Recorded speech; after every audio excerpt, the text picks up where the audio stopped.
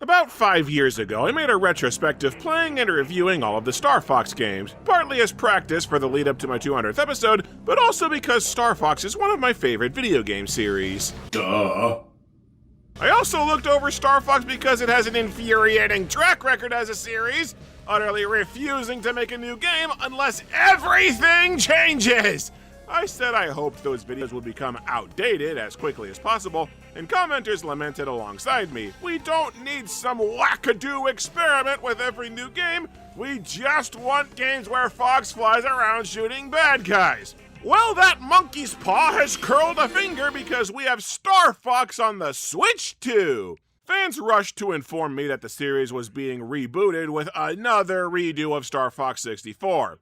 After the last game was also a reboot redoing Star Fox 64, and the game before that was a full-on remaster of Star Fox 64. Nintendo should just make a game about how the Lilat system is stuck in a time loop. If they do make that Star Fox movie and they ask for a new story for a sequel, Miyamoto's brain is just going to explode. But people kept insisting that I should still give the new Star Fox a chance, so here we go.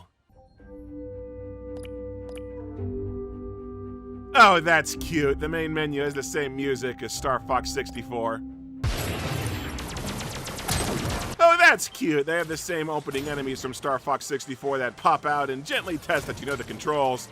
And they have the same enemy immediately chase Slippy along the exact same path and behavior. And Corneria is laid out exactly the same as it is in Star Fox 64. This is just the opening level of Star Fox 64. I'm not being broad or facetious, it's the same level. Down to every last speck of terrain, every enemy placement, right down to having the same boss fights. The only thing they changed is that Falco flies through the archways to spell out the hidden objective to you. Alright, let's go to Sector Y next. It's the exact same level as Star Fox 64 again. All the enemies spawn in the same places and have the same behavior. The level terrain is completely identical. I've played this exact mission dozens of times already!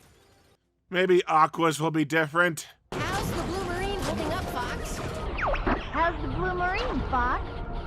I paid $50 for a game I've been playing for 29 years.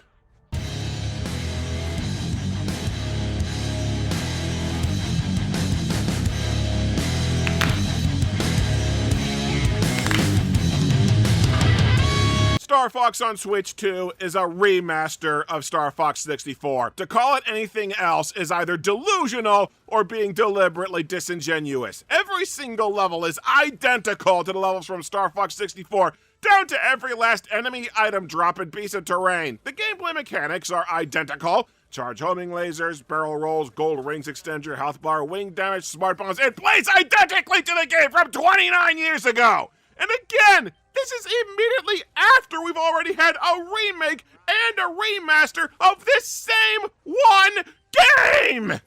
And I've already seen the comments. But Jado, we needed another Star Fox 64 remaster. Younger players can't easily get a hold of a Nintendo 64 or a 3DS. There's no other way for them to play Star Fox 64 on a modern console. Oh, but what? Oh, what's this? Why, it's Star Fox 64 running on the Switch too. It's a part of that Switch Online membership that also gives you access to dozens of other classic games. And I didn't even have to pay for it because Schnick let us in on his sister's family plan. To hear Nintendo fans talk, I am literally the only man on Earth who knows that this is a thing. You can justify a re-release of a game if the original is only available on inaccessible hardware, but Star Fox 64 never went away. It was available on the Wii's Virtual Console, which by extension meant it was on the Wii U. It was remastered on the 3DS, and it's been on the Switch and Switch 2 online catalogs for the last 5 years. Everyone has been able to freely access Star Fox 64 legally for the last 20 years. If there's one game on this earth that definitively did not need another remaster, it's this one! Okay, maybe you need a fresh perspective to get why I'm pissed, because Nintendo has done this to me before. To cash in on the Kirby anime back in the day, Nintendo released the brand new Kirby Nightmare in Dreamland on the Game Boy Advance. As a lifelong Kirby fan, I was hyped, and I ran out to get it. And 5 seconds in, I realized that I'd been conned because Nightmare in Dreamland is a remaster of Kirby's Adventure that was sold as a brand new game. If you'd never played Kirby's Adventure, you got a good game, but if you'd played Kirby's Adventure a dozen times because it was one of 2 NES games that you could beat as a child, then you got suckered into paying full price for something that you already had! Except Nightmare in Dreamland came before emulators for the original were widely available, and they threw in a secret Meta Knight mode as a cool extra. Star Fox has even less of an excuse. This just exhausts me, dude. I'm tired of Nintendo just re-releasing the same game. I'm tired of one of my favorite franchises wallowing in the past, and I'm sick of Nintendo fans so desperate for new Star Fox that they're going to fill the comments with essays trying to justify this crap. I tell you now, if you buy this, you're paying $60 for cutscenes. Alright, the game begins with a prologue showing Fox's dad, James, leading his friends Pigma and Peppy to Venom, investigating the mad scientist Andross. They run into a massive armada of enemy fighters. Pigma just openly betrays the team, and rather than make a single effort to flee the blatantly obvious ambush, James decides to try and fight it out. Is it just me, or was this much more impressive when it was left entirely to the audience's imagination? Especially once we get to this part. I can't shake him. Yeah, no shit you can't shake him, Peppy, considering you're flying in a straight line. Good to know that Peppy's always been hideously incompetent. James takes a hit for Peppy, who escapes to spread the word of Andross's uprising as James just kind of flies off screen. Like, way to miss the point of your own material. James McCloud showing up in the true ending of the original is a shock, and his ongoing presence in the franchise a tantalizing mystery, explicitly because we don't know anything about what happened to him. But here, not only is James's last stand much less impressive than we thought, but the audience is trained to go, they didn't show a body, he's alive. Anyway, we cut to 5 years later with, as far as I know, a mandatory tutorial for a simple rail shooter. In fact, the tutorial goes on for vastly longer than the originals because this game's motto may as well be, modern players are stupid. Although we finally get an explanation for who that weird face in the tutorials is, it's the guy who sold Fox the R-Wings. So the Landmaster and Blue Marine are custom machines built by Star Fox themselves, but the R-Wings and the Great Fox they bought from a corporation, meaning anybody could theoretically get their own. That just seems wrong. These data files are also weirdly obsessed with our hero's crushing debt, because apparently James McCloud took out an 80-year loan to pay for the Great Fox. So Peppy crashing the Great Fox in Star Fox Assault probably led to Palpatine's crash out over the Death Star. That thing wasn't even fully paid off yet. Do you have any idea what this is going to do to my credit? General Pepper calls Fox to alert them that Andross is invading Corneria, meaning his conquest of the Lilat system is almost complete, and Fox agrees to help for a fee. Andross's forces have already occupied numerous worlds throughout the system. My team's available to deploy immediately. For a price. Okay, the original game's opening implied that Fox's team was either brand new or was like getting ready or otherwise outside the system during Andross's invasion. It implies that they only just managed to reach Corneria in the nick of time. This remake implies they were perfectly content to sit on their asses while a brutal dictator conquered the whole system, just refusing to get involved until they get paid. Congratulations! You made your heroes look like massive dick bags! You'd think Fox would be particularly eager to get involved given that's the guy who killed his father! I guess I should talk about the gameplay even though you already know the gameplay. This is a rail shooter where you fly the R-Wing through a scrolling level shooting down enemies and avoiding hazards. You have a boost and a brake to get around hazards, and a somersault and U-turn for when the game goes into all-range mode. Every every now and then the game becomes an actual flying game with open levels of size and complexity that are dwarfed by every Star Wars flying game ever. This franchise has plenty of room to grow, it just doesn't want to. Oh, and you have the famous barrel roll where your ship briefly projects a shield to block lasers. I think they've sped up the barrel roll to where it barely does anything, but that could just be me. Every level is a few minutes long, and you play 7 levels per run. My footage indicated that a single playthrough barely takes over an hour, because a story campaign that's longer than your average movie is an innovation the Star Fox series resolutely refuses to make. You couldn't even make at least a few new levels or whatever. The game's gimmick is that there are multiple paths through the campaign. Succeeding at certain objectives will give you a choice of which level you play next, culminating in there being 2 versions of the final stage. More on that later. And there's a great variety to the levels. Several stages of just going nuts on hordes of enemies, some dogfights against the rival team Starwolf, a moody, ominous, almost horror-themed submarine stage, 2 tank levels, even an attempt at a stealth stage on Zonus where you have to take out searchlights to avoid detection. Of course the game is fun! It's a graphical update of a game that's been fun for the last 3 decades! The thing that's always irked me about the game is the medal system. Both games have an unlockable hard mode that you get by clearing a score cap on every stage. The problem is these score caps are so high that you don't get medals by just being good at shooters. You get them by almost exclusively using the charged laser to take out groups of enemies for bonus points, which is a clunky gameplay style that they foist upon you. If there's one actual improvement to the gameplay, I think the homing laser is smoother and faster to use than the original, which makes the medals easier to get. But trust me, I've got a laundry list of complaints to offset the game's one benefit. Aside from the game having a new cutscene before each level, you'll notice that the game's dialogue has been heavily rewritten. Peppy talks a lot about teamwork, Slippy works a lot of scans and sensors so he looks more important, but neither of them are really given a personality. Fox and Falco are given personalities though, and they both turn into dicks! Ha! Our self-proclaimed leader thinks he's real funny. For a while, Falco just has a perpetual bad attitude, puts down all his teammates, talks like he's the only good pilot everywhere he goes, and he tries to start shit with Fox. He's just an asshole. Some of your crew is worth it anyway. A science field trip. Just what we need. What's it made out of? Scrap metal and chewing gum? And Fox seems to bring up in just about every conversation with General Pepper that he wants to get paid, like money is the only thing that he cares about. We'll keep delivering, General. As long as you don't clam up when the bill is due. And you'd think that these new exaggerated personalities would lead to some kind of inner conflict or development. Like I expected an explosion from Falco if you take all the game's easy routes. But none of that happens. Falco just mellows out as the game goes on, and Fox just kind of becomes a generic action dude.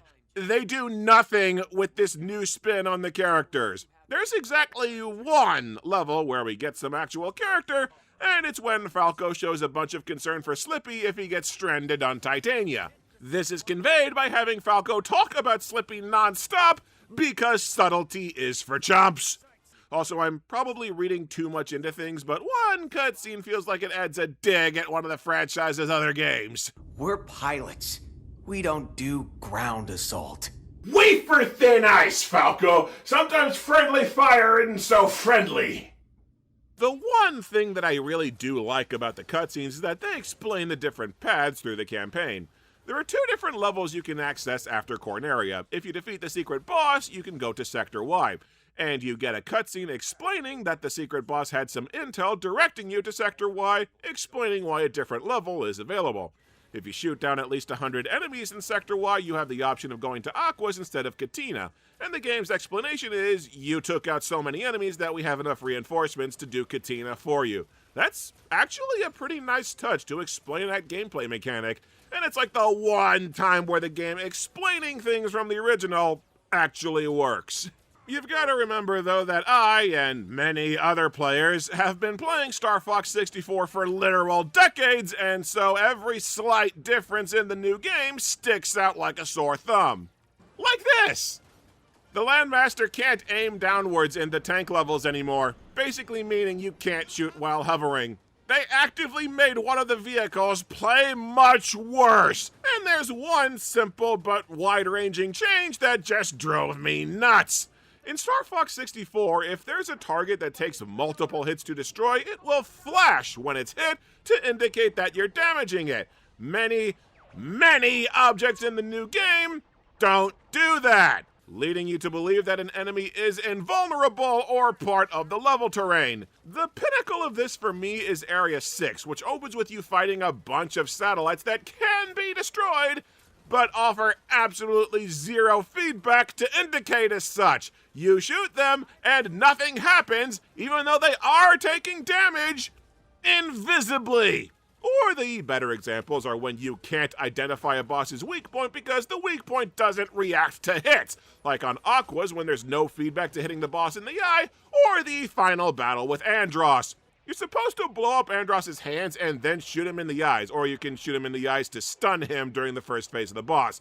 Let's use the game's own logic and assume this is the first time you've played. Would you have any idea that shooting him in the eyes is working here?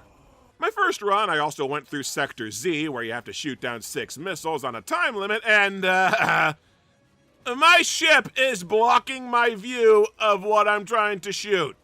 It blocked my view of a few Star Wolf ships, too. Not only was this not a problem with the original game, but if you did ever have trouble seeing the action, you could switch to a first-person cockpit view. The new version doesn't let you do that because it ties the camera to your control scheme. You remember my Switch 2 welcome tour video where I raged at how much it sucks trying to use the Switch 2's mouse features? Well, if you want Star Fox to play like garbage, then you can switch to mouse controls. But there's a catch. Using the mouse, you can only play in the first-person camera view that removes peripheral vision, and if you play with a controller, you can only use the third-person camera that sometimes blocks your view. Why doesn't it let you switch at your choice? I don't know, but it's probably for the same reason why you can't remap the buttons. Yeah, another of the excuses I heard for why this remaster was totally necessary is so people can play Star Fox 64 with modern controllers. The Switch Online port lets you use those exact same modern controllers, and it lets you remap the buttons. I paid $50 for the same game to play worse! And you don't even want to know what the game's new co-op mode plays like. According to the game's box, one person flies and the other person controls the guns, which just sounds like them trying to make Star Fox Zero a thing again, and the fights with Star Wolf feel kinda janky too. Star Wolf members have a tendency to keep flying way above the flight ceiling where you can't hit them, which isn't really a persistent thing in the original game. My first trip to Ficina, Slippy got shot down, having never called for help a single time. I didn't even get a chance to save a wingman. That's not supposed to happen! Trying to get medals on the Star Wolf battles also bites because I think they dropped the timer for how fast you have to down them to get full points, but I also keep getting screwed out of points because my wingmen will finish off Star Wolf ships for me, to where I don't get credit for it in the score. This can happen rarely in the original game. Here I think it's happened to me every single Star Wolf battle. And the new character designs were not kind to Star Wolf. Wolf just looks too softened up to me to where he has less edge than Wolf from the bad guys. And Leon, who's meant to be this creepy slasher dude, he looks like a cartoon! Although if you fight Star Wolf twice in one campaign, they'll show up the second time with injuries, and Andrew being in a full-on neck brace is pretty funny. Another major bugbear I have with the game is the voice acting, which just drains so much energy out of the original story. Star Fox 64's over-the-top deliveries may have been meme fodder, but they were also fun and memorable. Listen to these instances where bosses get defeated, and you tell me which is the more satisfying crash out. I can't believe I lost to this scum! I can't believe I lost to this scum! I can't stop it! I can't stop it! Yep, point goes to the original. Even the main cast deliveries feel actively worse than the first game. Sorry to jet, but we've got places to be. Sorry to jet, but I'm in a hurry. In the original game, when Falco would brag, it was more like he was assuring you, I'm doing fine, you can focus on something else that's important. Here, he's just a douche! You worry about your own hide. And yeah, I started skipping cutscenes a lot because a drawn-out, low-energy animation between every single level takes a game you already weren't meant to play hardcore and just drags it out even longer. At the end of Sector X is a boss fight with a robot that knocks Slippy out of the sky if you don't destroy it in time. If you fail, you're forced to go to Titania, which is in the running for the worst level in the game. If you succeed, you still have the option of going to Titania even though Slippy's fine. It doesn't make sense, but it avoids blocking off content. Here, they block off content. The only way to access Titania and open one of the whole 16 levels for free play is to let the boss bitch slap Slippy out of the sky. In fact, they actually give you more time to stop this boss than they did in prior versions, so you pretty much have to fail on purpose to reach a level. I know all this stuff sounds like nitpicking, but when you're remastering a game with a hardcore fan base that's already been remastered and the better version is readily available, everything you screw up is inexcusable! Like I said, there are two different versions of the final level. If you go through the Bull satellite, then the final boss is an Andros robot instead of the real deal. In the original game, you got an ending regardless of the path that you took to the end. There was just a tease that there was something else if you got the fake ending. But the new game is so deathly afraid that new players might miss something that you don't even get an ending if you play Venom 1. Instead, you get a new cutscene that jumps out of its skin, screaming that this is the bad ending, go back and do it again! And you even get a data file on the boss spelling out that it was a decoy. So, not only is it wildly unsatisfying playing one of the two end levels, but you've completely robbed new players of that incredible moment of discovery when they did go through Area 6 and got a completely different final stage. Anyway, the real final boss of the game is Andros' true form, a mutated giant floating brain with eyeballs. In the original game, it's just a brain. The eyeballs detach and fight you, there are tentacles where the spinal cord should be, and you destroy it by shooting the cerebellum. It is wildly disturbing and messed up, and that's exactly why it's so memorable. Here, Andros' true form is a brain in a jar, floating around with jet boosters, the eyeballs are robotic, and you just fire at some exhaust vents. Because you can't just have this wildly disturbing thing that's creepy explicitly because there's no explanation. We had to defang the effect by strapping rockets to it. You defeat Andros' true form and you have to escape his base exploding, only this time they remove Fox's fake-out death that casts doubt on whether his dad's really alive or if this is a hallucination. Here, James McCloud just comes to the rescue like the new audience has been trained to expect. Instead of the epic escape music, they replaced it with some heavenly choir. I know some fans like the change, but it just seems like a weird choice to me. And so the Lilat system is saved up until the next reset of the time loop. The team flies home to vastly worse music than the original, and Fox and crew get medals from General Pepper.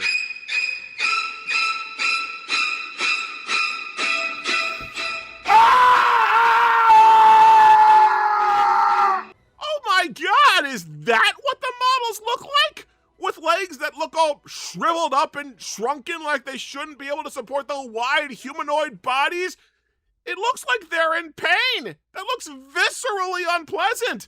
And crap, Fox's head leans forward and makes him look like he's hunchbacked. He looks like he's sickly and dying.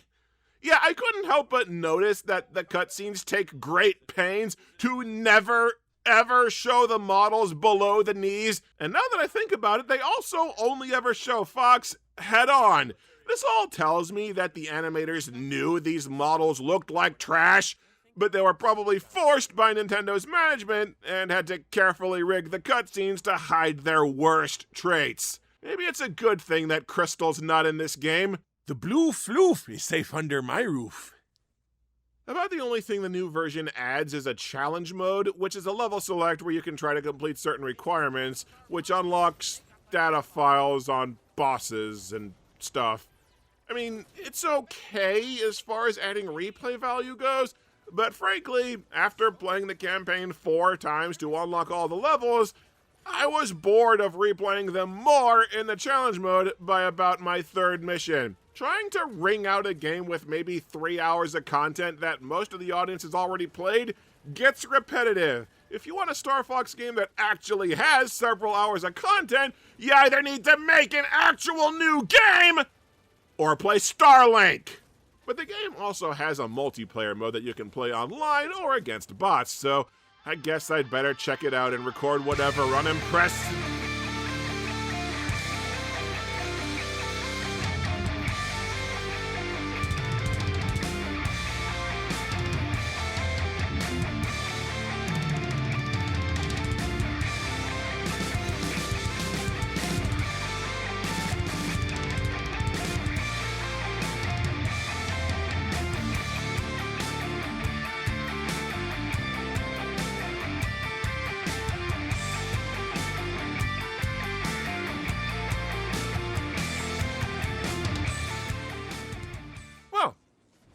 I did not see that coming. The original Star Fox 64 had a multiplayer mode, but it was, to put it charitably, crap! Unless you had a full 3 to 4 players, then both sides pretty much just flew in circles trying to line up a shot for all eternity. The multiplayer here is, like, an entirely new game. It's 4 versus 4, with one side playing Star Fox and the other Star Wolf, and you have a set amount of time to score as many points as possible. You can get points by downing enemy players, shooting drones that spawn to assist both sides, or each map has a special mechanic to grant points quickly. Corneria has an area control mechanic where you fight to stay near a satellite. Ficina has meteorites fall from the sky and you have to collect rocks from the impact zones while avoiding more meteors in the hot zone. And Sector Y has a capture the flag event where you shoot down a space pirate, steal their cargo, and drag it back to base. And each map is filled with items, including new weapons like missiles, laser beams, a teleporter, shields, mines, equipment that allows for varied reversals. The multiplayer mode is chock full of mechanics that constantly shake up the balance in gameplay, and it makes for a hectic battle. You see? You see what we could have had if you just made a new game? My only complaint is, why is Star Wolf flying the ugly second Wolfins that nobody remembers instead of the regular Wolfins that are iconic?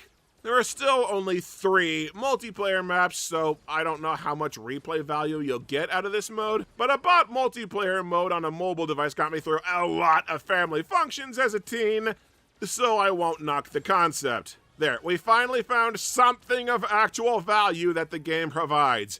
Pay $50 to $60 for 3 multiplayer maps.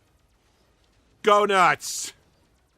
If you're looking for a yes-no on whether Star Fox on the Switch 2 is fun, sure, it's fun. But if you're looking for a series you grew up with to take one single solitary step forward from exactly where it was 29 years ago, then this is just exhausting. Metroid Prime is another game that Nintendo has re-released twice, but not only were they honest about it, but Metroid's been cranking out actual new games pushing itself forward in between, so it doesn't feel like a slap in the face when it rests on its laurels now and then. Same goes for Zelda. It's dumb that Nintendo is also remastering Ocarina of Time again, but Zelda's been pushing out massive new games and quirky spin-offs the last several years. I'll begrudge them a little less for taking a break. Meanwhile, here's peaked in high school Star Fox stuck in the glory days that everyone else has moved beyond. Literally, all I wanted was some new levels, and I could have mostly forgiven the game being another rehash, but Nintendo wouldn't even commit to that.